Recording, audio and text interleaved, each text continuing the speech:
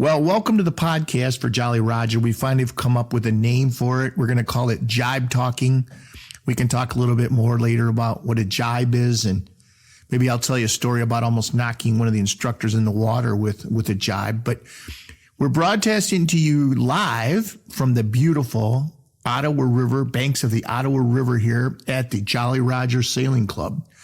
And we'll talk a little bit later about where we're located, and we'd love you to come and visit us. We have some fun members. And tonight we have two of our newest members, and I'm going to let them introduce themselves. So, you're going to start with the husband? Is that what you're nodding over there?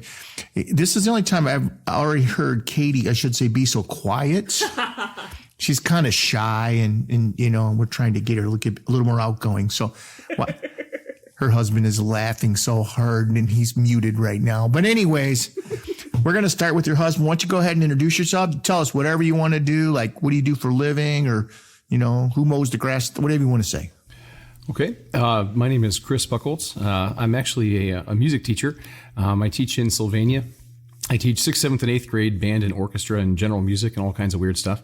But yeah, it's been a real pleasure to be here at Jolly Roger, and my wife actually fell in love kind of with sailing, and so we ended up coming to terms with the fact that we needed to buy a boat, and Jolly Roger showed up, and they were pretty amazing, and so we fell in love with sailing, and that's why we're here. It's why we're new members, and yeah, I wish I could sail for a living, to be honest.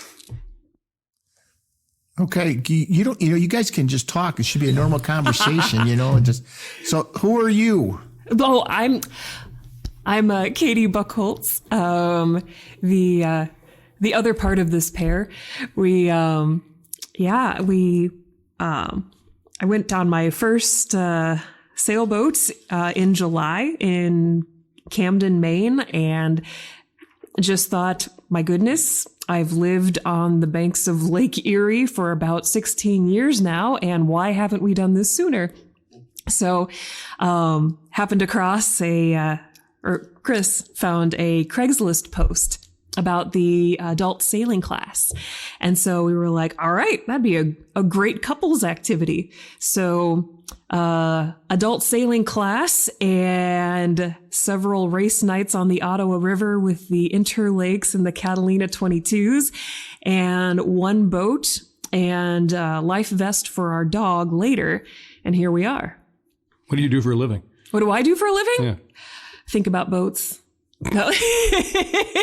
You sound like me. If I'm at work, I'm either watching boat videos or reading about sailboating and finding out why I can't make my boat go as fast as Don Karsten, which everybody doesn't know who he is. But he is a legend. He is a legend. And he will be coming. So do you work outside the home?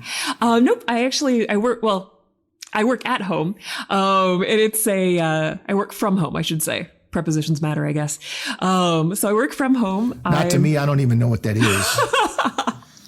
So I'm a quality payment program consultant for physicians and clinics across the U.S. So I don't really know what that means. I don't either. She had to explain that to me. She's basically she's like a H&R Block for doctors when they want to get paid by the government. So you'd think important. That we'd be completely out of debt and doing well. That is not the case. You said you have a dog. What kind of dog do you have? Oh, Haley May. She is a rescue pup. She is half English, half French bulldog. At least that's what we were told. And she's a trip. She's just this 32-pound brick on 4 legs, and is just Chris and I, we don't have kids, so she's our fur kid. You do have a kid if you have a dog. Trust me on that one. I got a new dog. It's a paranoid retriever. He brings back everything because he's not sure what I threw him. But anyways, Okay. Nice. I know, it's a bad joke to start with. My wife's over there shaking her head saying, we know that's going to be edited out. No. And my wife's name is Lisa. I always like to throw that in there just so she gets on the air. That's probably going to have to come out too. So you went to learn to sail classes and you found them on Craigslist. It seems to me that that's been pretty popular. We've had a number of people find classes on Craigslist. Now, who was your instructor? I guess probably was Neil, right? No, we actually. Oh wait, Neil did the class. Yeah, you can't understand what he says anyways with that accent. Half the stuff he says. But anyways, so who was your on the water person? Jan and Hank. Oh, they're wonderful people. Oh, they're fantastic. They have helped us so much, and that's just one of the just amazing things with the Jolly Roger Sailing Club is just how much the members love to sail and just love to share how much they enjoy it. And they're just so helpful and so kind. And just, I mean, everyone for like Neil, Jan, Hank, Phil, Dan, Don, Ken. Oh my goodness. Just so giving and so caring. It's wonderful. What was your question? Oh, you answered it perfectly. Did you guys get to go on Jan and Hank's boat? Yes. And Chris docked it. Did he? Yeah, he did. That was a very, they have a 36-foot boat. Yeah, I know. I've been on it. Absolutely beautiful. It is gorgeous. And for some reason, Hank was feeling very, very brave and let me on the wheel. And I had never docked a boat before, ever. And they were kind enough to teach me how to do it. So they let us go out. They taught us all kinds of stuff going up and down Lake Erie. It was wonderful. And as on the water instructors, they were top notch. I don't think we could have asked for anything more. No. They are very good, and they were good with Lisa and I on the water. But I'm going to confess to you that when I first met Hank, he kind of scared me. You know, I was like, oh my gosh, you know, he'd come on my boat and before we'd go out, he'd inspect the whole thing, you know, and he'd walk down below and he'd check everything out and ask me where everything was. And one time I was missing some kind of a screw off of something. And he said, hey, you know, you're missing a screw. And I said, no, I didn't know. He goes, you should pay attention to this stuff. I was like, sorry, dude, you know, but they are excellent sailors. My wife and Jan hit it off like crazy. And, his wife likes to, when the boat is heeling over, and for those of you who may not know, that means tipping over a little bit. She just likes to stick her hand in the water. Well, she taught my wife to do that. And now, you know, anytime we go somewhere, you know, she has to reach over. She did it in the ocean when we were out in San Diego. She's sticking her hand, you know, dragging it along the side. And I'm like, you know, and I consider myself real bold, but all I could see was her going in and being shark bait. And anyways. Well, if you're Don, you'll simply be corrected and they'll tell you, hey, you're creating drag. You're slowing us down. Get your hand inside the boat. So you've sailed with them. I have. I got to be on the Rum Runner. Rum Runner. Oh, it was amazing. But it's a big lie. There ain't no rum on that thing. I know, right? False advertising. But oh man, but I've learned so much just from. He's an amazing man. Yeah. First of all, he's an amazing person. If anybody here in the club doesn't know Don Karsten, and if you haven't met him, you ought to seek him out. He's a wonderful man, and he has a wonderful boat, doesn't he? He does. What did you learn? Any tips from him? Yes, you don't talk about anything except the race 5 minutes before the race.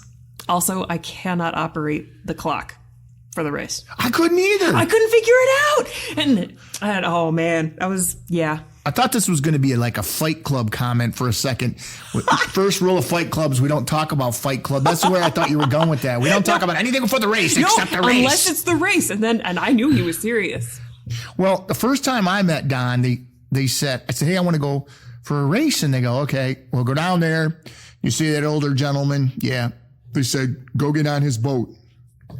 So he introduces himself, and he has a guy that cruised with him named Kerry. I don't know if you met him. Fabulous sailor. I mean, they'll race the whole time, never speak, and clean up on everybody. So I get on his boat, and I hear Kerry go, Don, do you have any duct tape? And as I get on the boat, the mast is falling into the cockpit, and I'm thinking, I don't know, but this might be one of those, like, you know, kind of harassment, what I want to say, hazing jokes, you know? So I get on the boat. So I go down below and Don says, No, don't stand there. You might go to the bottom. So I'm like, oh man, I don't know what I'm in for. And then the race came and I was so amazed. He just is just amazing person. So if anybody here, if you've never met him and you ever have an opportunity, grab it. You will learn so much just from observing him. And he's such a gentleman and he's a wonderful guy. Well, let me just ask you a question. We're starting to get some younger people here at the club, and I would say you guys would go for that. You know, you're not like a lot of us dinosaurs here, you know. I mean, if y'all met Phil, you know, I mean, you know, he's a dinosaur. I have to mention his name because he's gone. And he always gets after me. In fact, in this week's Skulldugger, if you look, he mentioned me. He used some big word, and then in parentheses it said, that is true to a true term, a real term, Ted, because he knew I was going to look it up.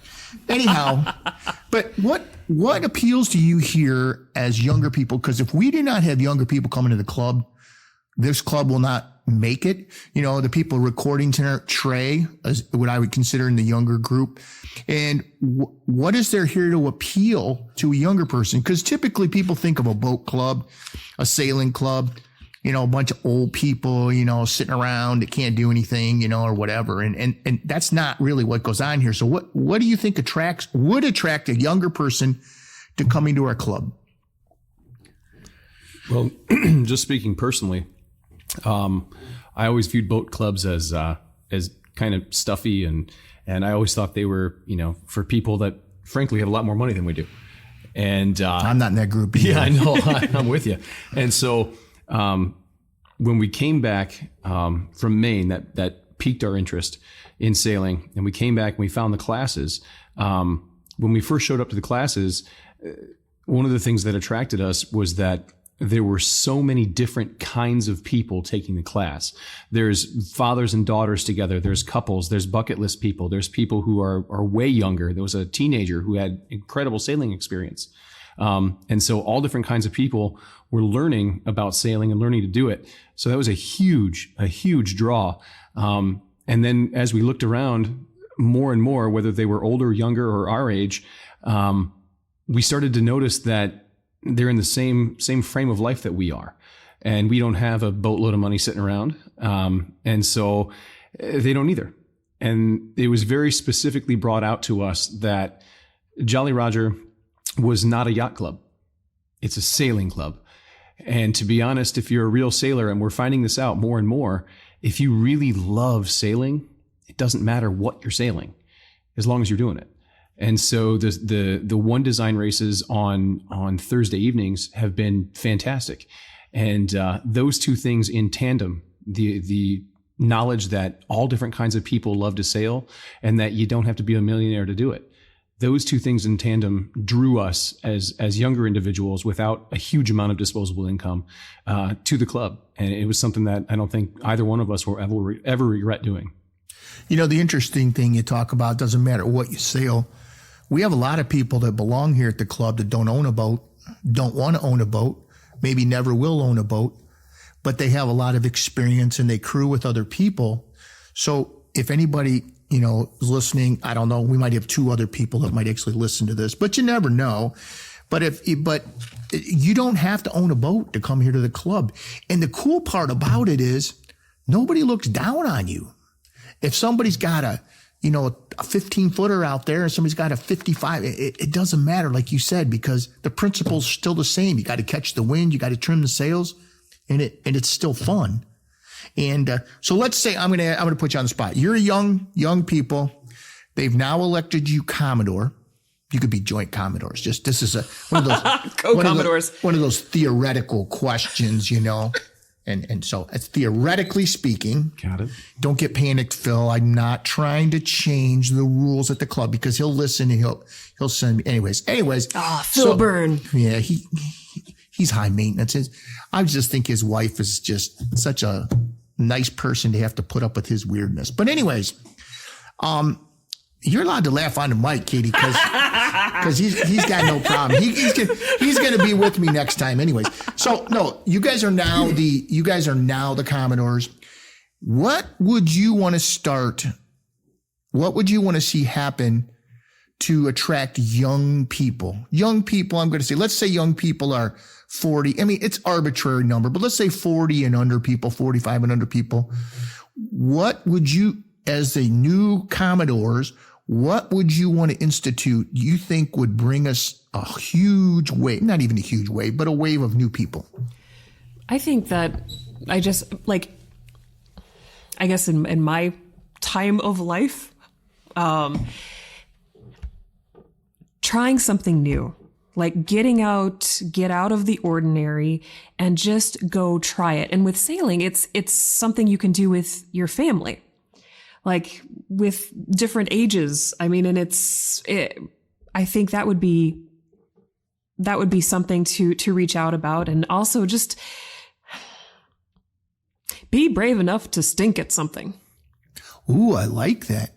I stink at lots of stuff. I'm taking piano lessons right now, and I tell you, I don't seem to be getting any better. But what do you stink at? The list is far too long to address. My draw to the club, I have a couple suggestions. Yeah, go. So the first suggestion is No free booze. We can't do that's illegal. Not free booze, but okay, figure out a way to let me use my credit card at the booze shop. I'm telling you, it'll change my life. And I already figured out a way how to do it. See, what you can do is you can sell gift cards, and I can pay for them with my credit cards. You don't get hit over the head with the charges, and then I have a gift card that I can purchase booze with later on. And not that booze is important, but let's be honest, it is. So. But you're not, I know you're not advocating people over drinking, but what you're saying is make it more convenient when people come to the club that they could pay for drinks and they could buy a round for the club. But I think you bring up a good point with the credit card. You got to figure that is something that has been a challenge going back and forth, and they are discussing. We just got off the gold standard here. We used to have to bring in a bar of gold. Now they finally take cash. So, I'm just kidding about that. You gotta weigh it first. Yeah. As a fool's gold, because a bunch of pirates here. But no, I think that's an excellent idea. It would be to just try to get some kind of a credit card. Anything else you can think of? As far as drawing people, young people to the sport itself. Okay. Being honestly, just getting folks out, and having them be out on the water, not just on the Ottawa River, which is great on Thursday nights, but out on Lake Erie with a group of individuals for a trial sail. Hey, come on out, check this out, see what you think. And you get out there, you motor out, and you have 2 experienced sailors and 3 or 4 newbies on board, and you're out there on a great day and cut the engines and watch faces. Because when you cut engines and people are truly sailing for the first time, the rest of it takes care of itself, because you'll see the people. You'll experience the attitude shift when you turn off the engines, because when you start truly sailing and you're using the power of the wind, the rest of it takes care of itself. It will draw who you need, because it's a life-changing experience. And it might sound hokey, it might sound overly dramatic, I don't know. But for both of us at our age, when we were out there and the engines were cut, that was it. I wish this is a time when I wish we had video, because as you related that, your wife lit. She just lit up, and she's smiling ear to ear, because anybody who's ever sailed, I'm getting goosebumps myself. I can't cry in here. No, I'm just kidding. Anybody who's ever sailed has had that experience. I was talking to, if you've ever seen the totally silly movie Captain Ron. Oh, love. Okay. I think one of the scenes that they captured the best was when they shut the sails off, shut the engine off, and finally that boat goes under sail. You're right. It's just, it's magical. And you think about too is they've been doing this for centuries and centuries and centuries, and they went all over the world that way. And I have trouble just hitting the mark on the Ottawa River. I have trouble not hitting the mark on the Ottawa River. Yeah. So does Phil. Yeah. Oh, Katie, you'll be on his list now too. I know. Yeah. I'm not affiliated with her. affiliated. Now I'm going to get another note from the people here that says, please do not say negative things about members of the board. It is not viewed positively by future members. That was Katie, not Ted, Phil. Anyways, Phil Byrne. so tell us, you said you have a boat. What kind of boat do you have? Tell us about your baby. That's your baby. Okay, do you want to take this one or shall I? Oh, let her take it. Because she's just going crazy over there. You either got to answer or you got to go to the bathroom. I don't know which is, but you're dancing like crazy. So she's a Hunter 31 tall rig, 1987. And oh man, she's just streamlined and fast. Now she's got what is her depth? She has a draft. That's yes, 5'6". 5'6". Okay. So it's you have to watch where you're going. Explain what that means, because we may actually have one or two people who maybe are thinking about sailing that don't know what a draft is. That's not a beer. By the way, we do not have draft beer. This is not draft beer. Tell us what a draft is. The draft is basically the depth of the water you require to keep going. In its simplest form, the depth you need to be able to sail. And there's obviously other technical issues you can get into, but that's basically what you're looking at. Okay. And so Lake Erie is, if I'm not mistaken, is one of the shallower of the Great Lakes. That's correct. And so when you look at the draft of a boat, if you're out in deep water, it doesn't matter. Sometimes you'll have different shaped keels and different shaped hulls. But if you have a particularly deep keel in shallow water, then it matters a great deal. And so because of the tall rig that we have, kind of a taller mast, a more sail area, we also have the deeper keel. And so it's a little bit of a challenge from time to time getting around in and out of ports, things like that. Because of our deeper draft, we draw more water. But the plus side of that is we were out actually with Jan and Hank, and on our trip back when we actually bought the boat. Okay. We were in Sandusky and we sailed. You were in Sandusky Bay? Yeah. Oh, yeah. Lord. We had to get it all. We had to get it back to Curtis, Ohio, Anchor Point. I guarantee you that was an adventure in Sandusky Bay. So go ahead. I've been there. It was great. Now, just a quick note. I'm partially color insufficient. So it's what they used to call colorblind. Surprise, Hank. Yeah. So Hank is looking at me and he's saying, no, the red and the green buoys. And they all look gray to me. So I have to be pretty close or have some good quality binoculars in order for me to tell what colors those are. So he's like, those just stay between those things. So I'm staying in the channel. I can hear this. He's told me this before. Oh, well. I'm trying to stay in the channel, and we're going out. The channel is a deeper area. They either dredge or it's just a naturally deeper area of a bay or what have you. So I'm staying in the channel and we're having no issues coming out. And we finally get out of the channel. We're into the larger area of Lake Erie, and we cut the motor, and the wind right then just picked up. And I love sailing and have for a long time now. And so we start to heel over, and I don't make any course corrections at all. So we ended up heeling over 25 degrees. Yeah. Did you put the rail in the water and wash the windows? Oh yeah, I was actually standing on the wall of the cockpit, and Jan and Hank are on the far side. They're on the high side. I've been with Jan. She's loving it right now. She was having a blast. Having a blast. So we're sailing back, and when we had that, it was like the reignition of our interest in sailing, like it ever faded. But the kind of the story of it was when I was much younger, when I was 13, 14, 15, I sailed off the coast of Venezuela, and I wasn't anything special. I basically was a glorified food carrier, and I just carried food around on the boat. But it was a large 3-masted sailboat. And so I loved it then. And then my wife and I went to Maine. Katie and I went to Maine, had a blast. Her parents chartered a sailboat, and she fell in love, and I was like, oh, okay.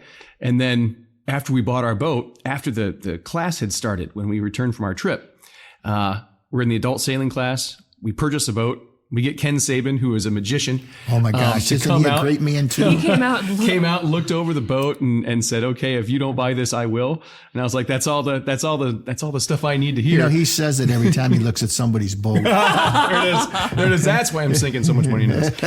No, but he's a wonderful man, and that's the thing. More, anyways, go ahead. I know it. No, okay, sorry. But yeah, we felt that heel over, and we made it from Sandusky to Port Clinton before the weather turned, and then pulled in, and then we made it the rest of the route to Curtis, Ohio.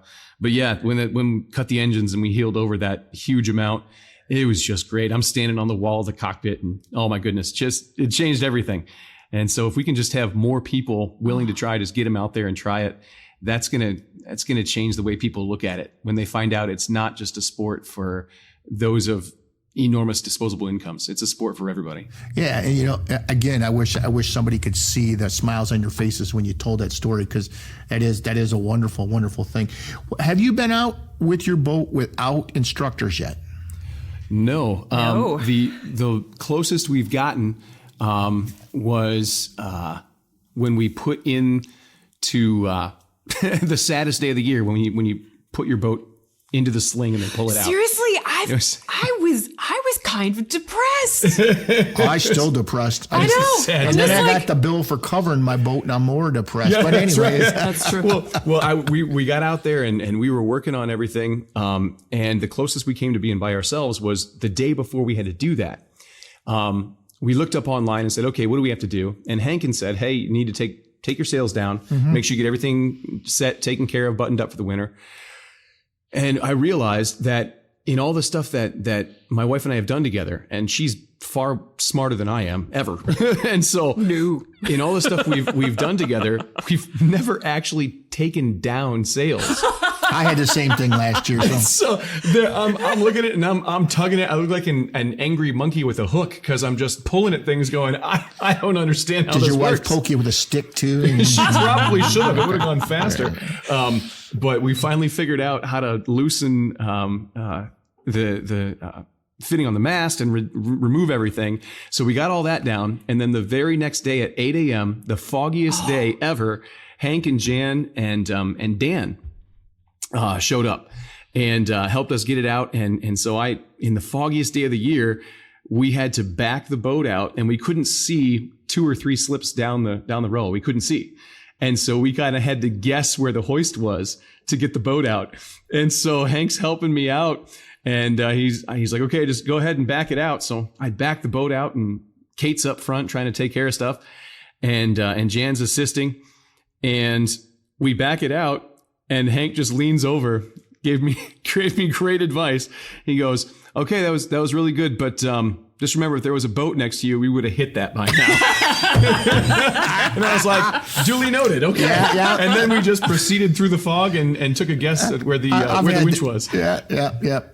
But if anybody's listening, you notice all the names that came up of people that just jumped in to help people. Oh, yes. There's not just 1 or 2 people here, and there's a lot of people. I got to tell you, after you do your first sail without your instructor, we'll have to have you back, because I got to tell you, my first couple sails without an instructor were not really good.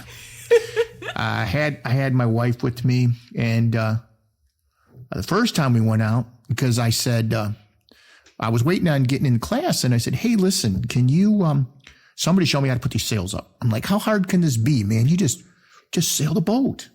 So I they show me. I'm like, okay. So I get the wife on the boat. We go out there.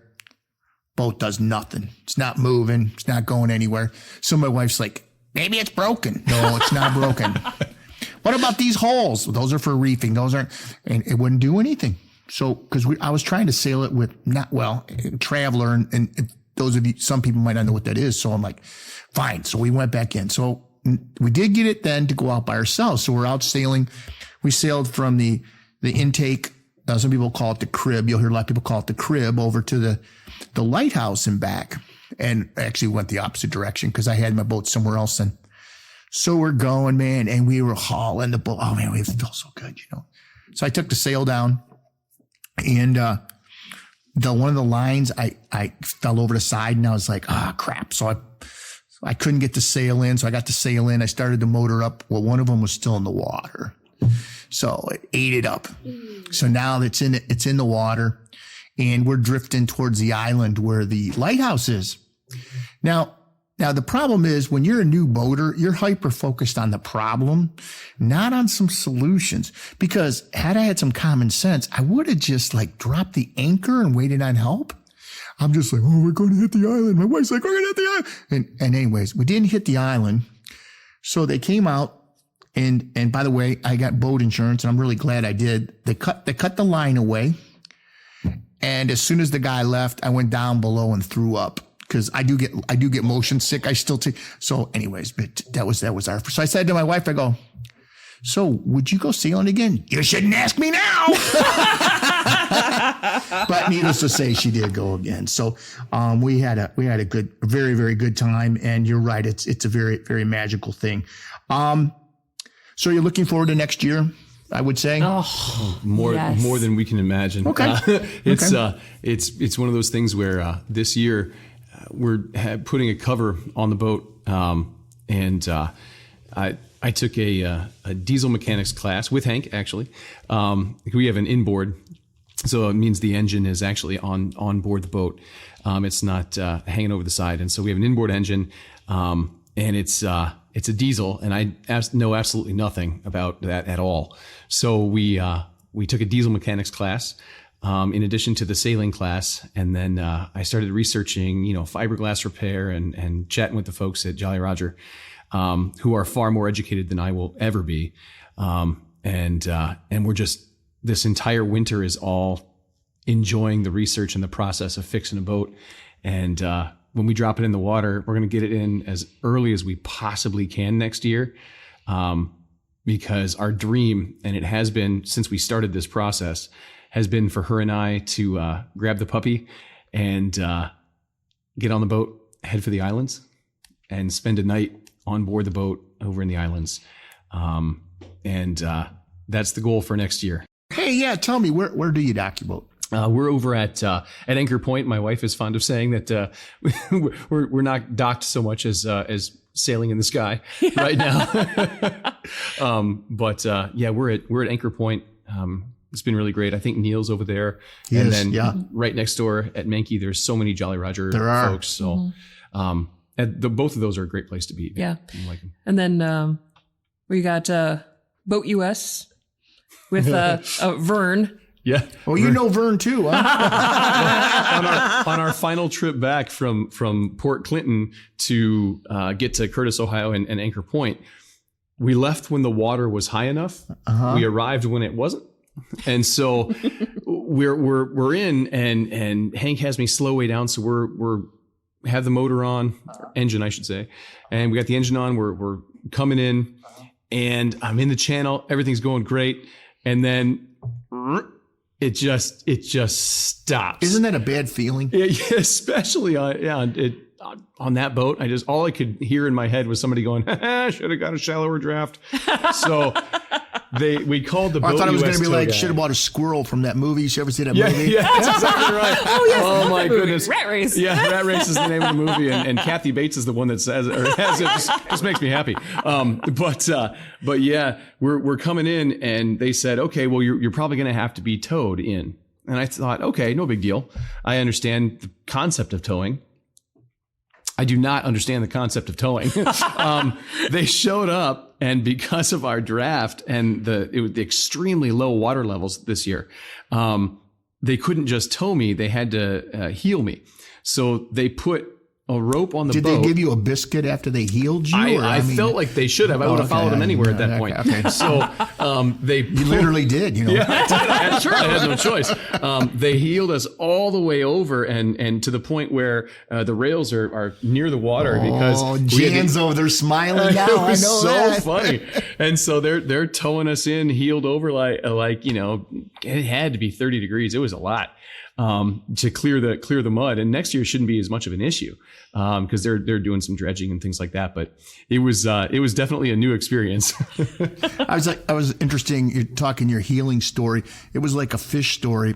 It started with, the fish was like 4 inches. And then next thing you know, he started with like maybe a 30-degree heel. And by the time he was done, it was laying completely on its side, and I could just imagine the mass sticking out and taking out other boaters as they went down. But yeah, it's not a good thing. Let me just say this: you don't want to know the name of the Boat US guy, because that means you called him too many times. But he's a worthwhile man to know. I'm telling you. Oh, I know. Did he have his dog with him? No, he had his son with him. Oh, okay. All right. Yeah, there's one of them that has a dog. The time I puked, it was the dog that was there, and yeah. Anyways, they should have left it for me for comfort. But anyways, well, hey, I want to thank you guys for coming and talking to us. I think if anything, anybody listening can hear we had a good time. But this is what happens here. This is very natural. Our members all get along. I don't care if we have a member that's as young as I think a 12-year-old that's here a lot. And he's accepted as one of the members. They love kids here. So if anybody's thinking of a place, we have a junior sailing program in the summer. We'll talk about that another time. And your kids are welcome here. Like we said, this is a sailing club, and the people here like to sail first. That's why we're not open every day, because most people are out on their boat. But I will also say that anybody here would be willing to take you on their boat, because they love taking new people, because they give them the scrubby jobs. No, they just love taking them. So, thank you very much for coming in. Thank you. And I'm going to have you back after you do your first solo sail, because I want to see what happened. Yours will probably be successful, though, because you guys have had a lot of experience. I don't know about that. As long as my wife is directing me, I think we'll be okay. If it's up to me, we'll never get home. There's no way. Well, thanks again for coming. Such a pleasure. Thank you so much. much.